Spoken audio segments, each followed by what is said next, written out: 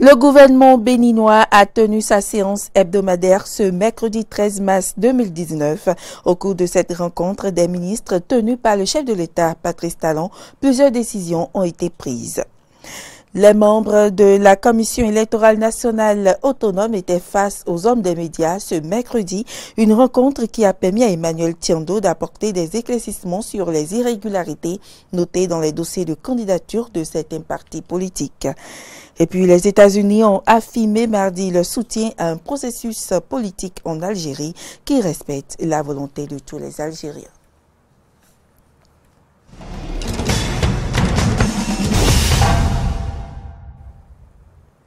Mesdames, Messieurs, bonjour et merci de nous rejoindre pour cette section de l'information. Le gouvernement béninois a tenu sa séance hebdomadaire ce mercredi 13 mars 2019. Au cours de cette rencontre des ministres tenue par le chef de l'État, Patrice Talon, plusieurs décisions ont été prises. Suivez ici un extrait du compte rendu lu par le ministre du Tourisme, de la Culture et des Sports, Oswald Omeki. Au titre des mesures normatives, agrément de sociétés au régime privilégié du Code des investissements. Les sociétés ci-dessous ont bénéficié de divers régimes du Code des investissements en vue de favoriser leur développement, créer des emplois et renforcer le tissu industriel.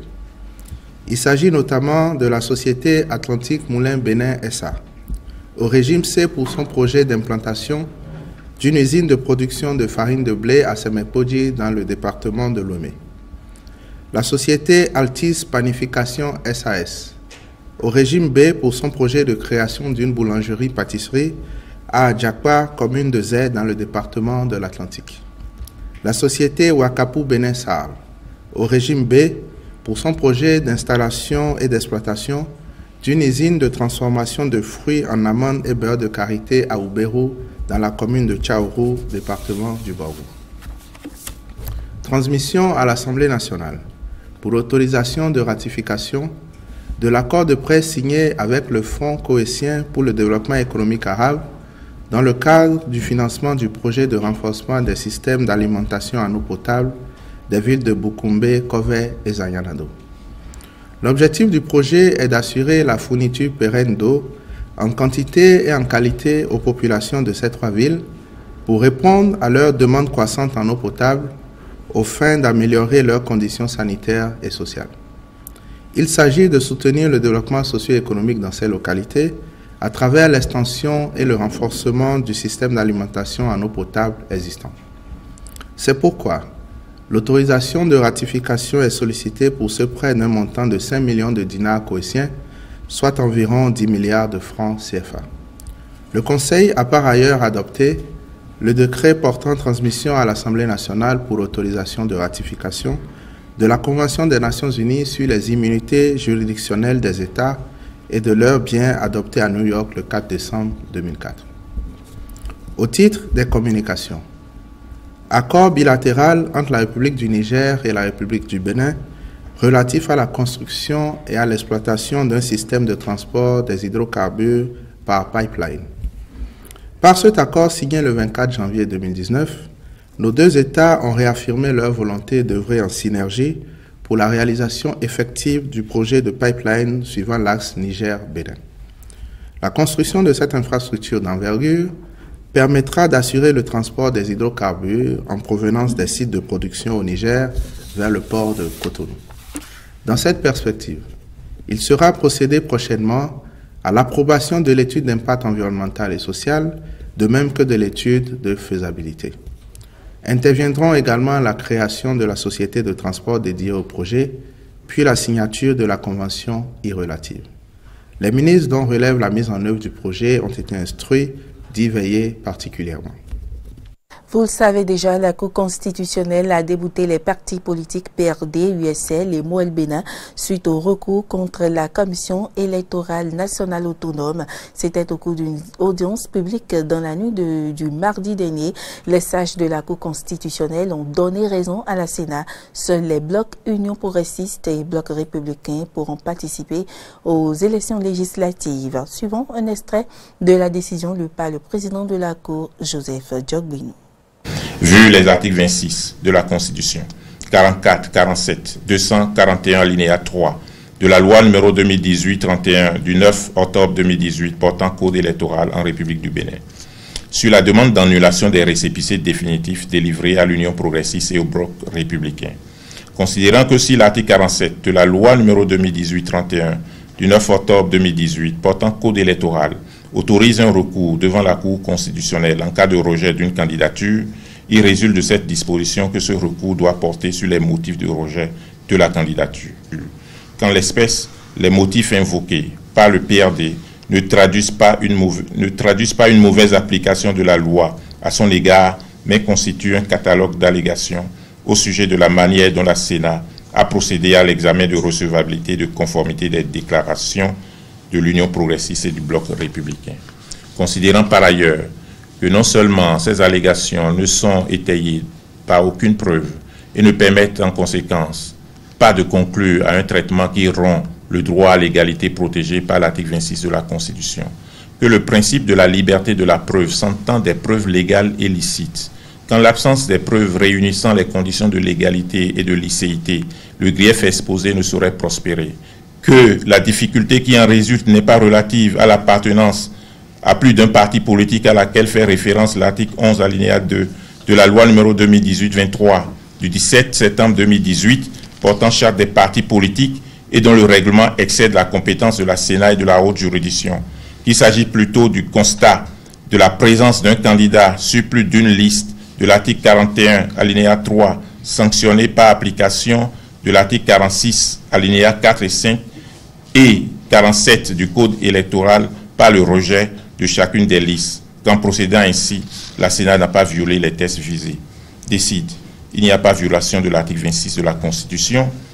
Article 2, la décision numéro 022 bas Sénat, bas PT, bas VP du 5 mars 2019 et les récépissés définitifs numéro 0124 bas Sénat en date du 5 mars 2019 et numéro 0125 bas Sénat en date du 5 mars 2019 ne sont pas contraires au code électoral.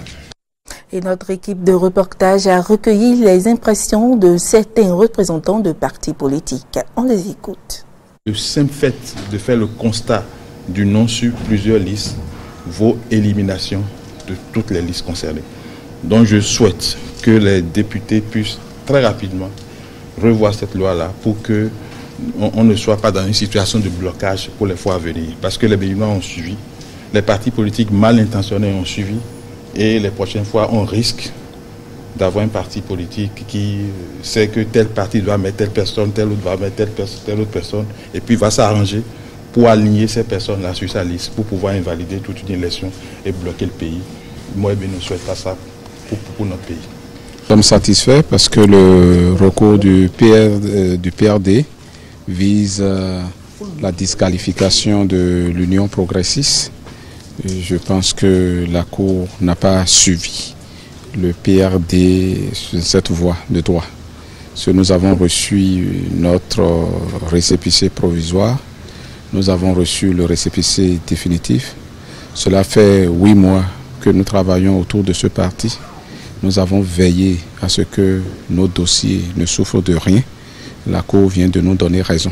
Le recours du PRD directement ne nous concerne pas. Nous avons reçu un récépissé définitif qui montre que nous sommes à jour. Ce recours du PRD, on pourrait dire que c'est un recours du PRD contre la Sénat. Mais l'heure n'est pas à ça. Nous sommes dans les discussions. Ce n'est pas pour nous le moment de polémiquer. Je vous ai dit, il appartiendra à la Sénat de voir les suites à donner à cette affaire. Je voudrais avant toute chose me satisfaire du délibéré, de la décision de la Cour constitutionnelle qui a prouvé que nous sommes dans notre pays, le Bénin, dans un état de droit. Parce que la Cour a évité de rentrer dans des considérations politiques et a étudié, analysé et décidé strictement sur les faits et sur le droit, sur les différents textes existants. Maintenant, bien évidemment, nous sommes des hommes politiques en ce qui nous concerne et nous comprenons les enjeux, nous comprenons également l'importance de ne pas occulter le volet politique. Et nous avons déjà, depuis quelques jours au Parlement, entamé les discussions avec nos partenaires de l'opposition, nos partenaires de la minorité parlementaire, pour être beaucoup plus précis, au fin de trouver des solutions, des pistes pour que, disons, tous les partis politiques qui le souhaitent puissent participer aux prochaines élections. Donc ce soir, nous finissons un épisode, l'épisode du droit, l'épisode des recours, et demain, nous poursuivons l'épisode politique afin de consolider l'état de droit, mais également de consolider la démocratie dans notre pays. Suivez à présent les réactions de quelques citoyens à la suite de cette décision de la Cour constitutionnelle. Cette décision, vraiment, moi je ne suis pas juriste de formation, mais ce n'est pas une décision louable. S'il faut suivre le droit, rien que le droit, que ce soit le bloc républicain, que ce soit le bloc progressiste, on devrait les renvoyer tous. Aucun des blocs n'est apte pour les élections. Aucun parti politique n'est apte pour les élections législatives. On doit reprendre le tout à zéro. Depuis hier nuit, c'était une détresse totale. La Cour a déjà dit ce qu'elle a dit. Elle a pris sa décision. Nous, on ne peut que l'accepter comme ça, parce que c'est les deux partis, c'est-à-dire c'est tout l'ensemble politique et une classe politique qui s'est réunie et on construit la Cour qui est là. Ils sont les sages. Moi, parce que la Cour, il est bien vrai, c'est sans recours. Mais la Cour a donné une décision qui, selon moi, qui va peut-être embrouiller la démocratie béninoise.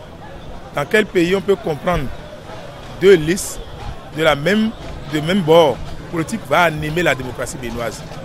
Je pense que si les sages étaient comme moi là, ils allaient débouter tout le monde pour leur orienter comment faire pour que tout le monde participe aux élections. Mais aujourd'hui, il y a une décision qui dit que c'est les deux blocs qui vont partir. Si à l'Assemblée, on ne trouve pas consensus, cela voudra dire que la décision de la Cour veut dire que les deux blocs vont participer aux élections. Dans quel pays ça peut se passer? Je dis non, non et encore non. Et au lendemain de cette décision rendue par la Cour constitutionnelle, les membres de la Commission électorale nationale autonome ont tenu une conférence de presse, une rencontre qui a permis à Emmanuel Tiondo d'éclairer la lanterne de la presse locale et internationale sur les irrégularités notées sur les dossiers de candidature des trois partis politiques tels que le PRD, l'UNCL et Moël Bénin. Des partis qui ont appelé à l'arbitrage de la Cour constitutionnelle face au rejet de leur dossier. Suivons ici les irrégularités notées sur les 10 dossiers avec le président de la Sénat sur les propos recueillis par Frédéric Espoir Mambou et Romaric Devouchi. La carte d'électeur retrouvée dans le dossier de M. Guidossi Benoukbo Alfred appartient à Guidossi A. Bermus. Ce n'est pas sa carte d'électeur.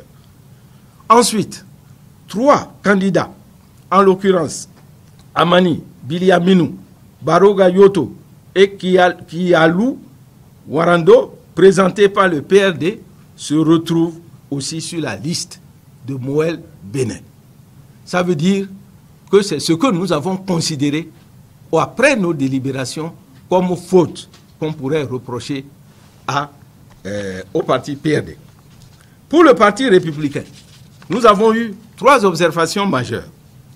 La non-signature de la déclaration sur l'honneur. Deuxièmement, la discordance entre les dates de naissance mentionnées par les pièces administratives sur les pièces administratives d'un candidat. Troisièmement, le quitus fiscal d'un candidat comporte des noms qui ne correspondent pas avec ceux mentionnés sur ses propres pièces d'identité, telles que l'acte de naissance et le certificat de nationalité. Pour le Moël Bénin, après délibération, nous avons retenu seulement 2 griefs. D'abord, le fait que des déclarations de candidature ne soient pas signées, c'est l'ensemble Et deuxièmement, le fait que 3 candidats qui se retrouvent sur la liste du PRD se retrouvent également sur la liste Moël. Ça suffit pour invalider la liste. Restons toujours à la Sénat pour suivre Emmanuel Tiondo qui a saisi l'occasion pour expliquer les raisons de sa convocation devant la brigade criminelle. Il est toujours au micro de Frédéric Espoir Mambou et Romaric Devauchy. Cette convocation a fait l'objet d'un buzz sur les réseaux sociaux avec en arrière-plan des amalgames qui n'ont rien à voir avec la réalité. En effet, c'est à la suite d'une plainte du sieur Aklassator que le président de la Sénat a été convoqué pour les besoins d'enquête sur décision du procureur de la République. Je rappelle à toutes fins utiles que M. Aklassator a été positionné comme candidat sur la liste du PRD. L'intéressé a saisi la Sénat par exploit d'huissier d'une correspondance par laquelle il a appelé l'attention du président de ce parti qui ne disposait pas de carte d'électeur et qui ne pouvait pas donc être candidat. Malgré cette requête, dit-il, il a été retenu comme candidat et a constaté qu'à la publication des candidatures du PRD, son nom figurait. C'est dans ce cadre qu'il a élevé une protestation en affirmant que n'ayant pas de carte d'électeur, sa candidature serait piratée et serait soutenue par une fausse pièce, dit-il. Effectivement, nous avons constaté au cours de l'examen des dossiers que M. Aklassator Salvador Sena figure comme candidat du PRD dans la 10e circonscription électorale. Au vu de cette correspondance, le procureur de Cotonou a ordonné une enquête et c'est à ce titre que le président de la Sénat a été convoqué à la brigade criminelle de Cotonou qui lui demandait aussi de venir avec une réquisition, notamment la transmission du dossier de M. Aklassator Salvador Sena. Dans l'intention d'obtenir ce dossier, j'ai demandé à la vice-présidente, dans le bureau de laquelle se trouvent les cantines, d'appeler le commissaire Freddy Umbedji, ici présent, qui détient les clés de ces cantines pour récupérer le dossier. Ce dernier lui a opposé un refus catégorique, arguant du fait qu'il ne pouvait pas remettre les clés sans l'avis de la plénière. Pourraient être les retombées de cette décision de la Cour constitutionnelle? Quelle analyse pouvons-nous en faire? Suivez ce reportage de Carole Olaye pour plus de précisions. Ils étaient 3 partis politiques à saisir la Cour constitutionnelle conformément à l'article 47 du Code électoral suite à la décision de la Sénat rejetant leur candidature aux législatives du 28 avril 2018. Il s'agit du PRD, de l'USL et du Moël Bénin qui devront se plier à la dite décision puisqu'elle a été rendue conforme à la Constitution par la Cour de Djogbénon. Une décision de la haute juridiction qui suscite des critiques dans l'opinion publique. Nous savons que le PRD est dirigé par le maître Adrien Roubedi, qui est un homme de justice, un magistrat qui sait quand même de quoi la question quand il a voulu aller devant la Cour. Il ne peut pas aller de la Cour comme un individu lambda. Les preuves ont été exhibées, la Cour une fois encore donné sa décision. Et les décisions de la Cour sont sans recours. On en prend acte, mais on reste dubitatif par rapport à la crédibilité de cette décision, par rapport à la crédibilité de la Cour. Je ne pense pas qu'on pouvait attendre aussi que la Cour mette à mal la crédibilité de la Sénat. C'est la lecture que je fais de cette décision. Parce que si on rendait une décision qui déboutait et qui donnait raison au parti et mettait à mal la Sénat, c'est tout le processus qui s'en va prendre un coup. Si déjà on commence par douter du travail fait par la Sénat en amont, c'est qu'au finish, on ne sait pas. On douterait aussi des grandes tendances que la Sénat donnerait. Donc, vous n'êtes pas sans savoir que la Cour est une institution, au-delà d'une juridiction qui doit dire le droit, mais c'est une institution politique aussi. C'est pourquoi il n'y a pas que de juristes à la Cour, il y a des personnalités politiques. Même si les décisions de la Cour constitutionnelle sont sans recours, les preuves apportées par le PRD ne nient pas l'évidence. Les dossiers déposés par les 2 partis de la mouvance, l'Union progressiste et le Bloc républicain, ne sont pas exemples d'irrégularité. Et c'est connu de tous les Béninois que certains membres du PRD sont encore membres des blocs en lice, à savoir le Bloc progressiste et le Bloc républicain. Parce que c'est que le député Benou, n'ayant pas démissionné du PRD, est toujours encore membre du PRD et encore membre du Parti républicain. Comme le député Aronver Bla est encore membre du PRD et membre du Parti progressiste.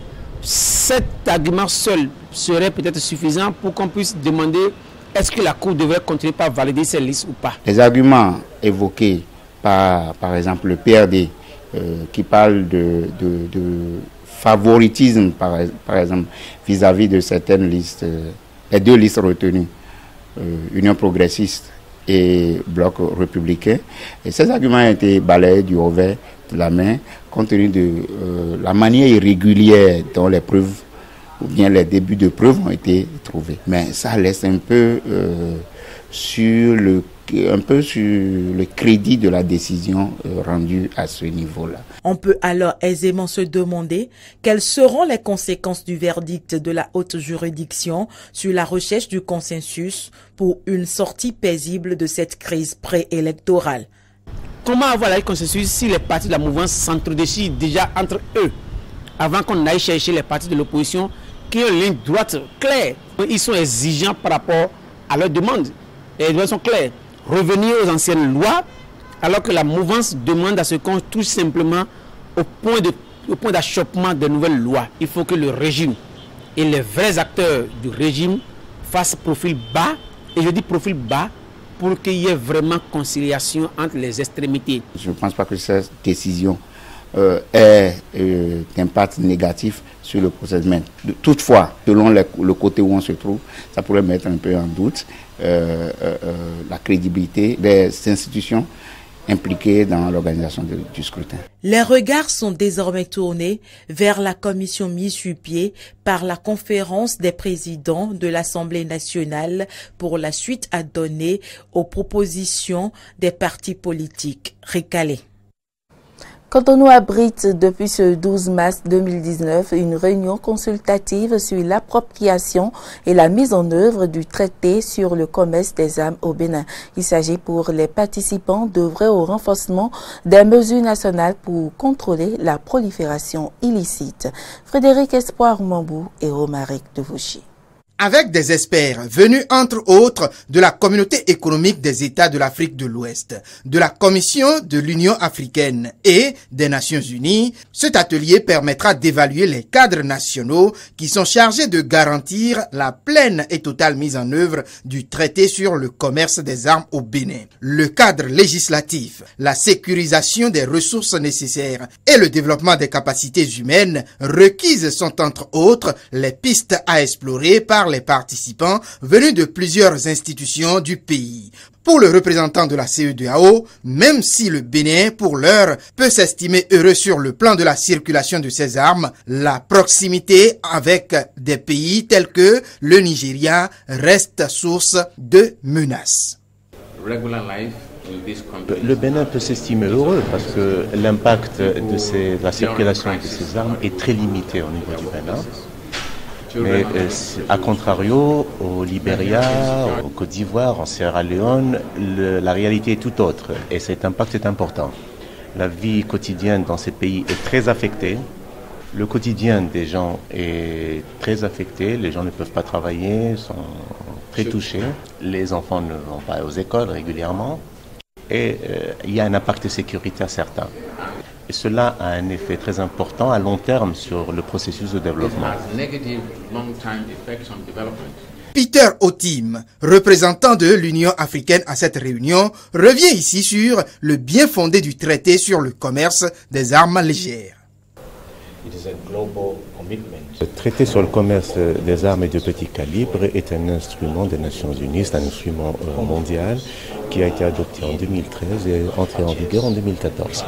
Il reflète l'engagement de la communauté internationale à contrôler l'achat et toutes les transactions inhérentes au commerce des armes légères et de petit calibre. La République du Bénin étant partie prenante de ce traité sur les armes légères et de petit calibre a sollicité l'Union africaine ainsi que la CEDEAO et l'UNREC pour mettre en place une feuille de route pour l'appropriation de ce traité. Pour l'Union africaine, c'est un honneur d'être associé à cette œuvre au vu du défi important que représente la circulation des armes de petit calibre à travers le continent. Les armes légères de petit calibre sont utilisées non seulement par des criminels, mais également par des rebelles, des terroristes et d'autres intervenants. Dès lors, il était nécessaire de contrôler la circulation de ces armes, non seulement dans le continent lui-même, mais également en amont, à savoir les pays qui produisent et qui commercialisent ces armes. Pendant 72 heures, les participants à cet atelier auront droit au développement de plusieurs thèmes sur le sujet afin d'être aguerris pour mieux sécuriser le Bénin dans le cadre d'un développement harmonieux et surtout pacifique. L'actualité hors du Bénin, les États-Unis ont affirmé mardi leur soutien à un processus politique en Algérie qui respecte la volonté de tous les Algériens, insistant sur le droit à des élections libres et justes. On écoute le porte-parole du département d'État américain, Robert Paladino. We respect the rights of the Algerians to assemble and peacefully express their views. And we're closely monitoring reports that Algeria's elections have been postponed. We support the right of the Algerian people to vote in a free and fair election. Mesdames et messieurs, ce sera tout pour cette édition. Merci pour l'attention et à demain.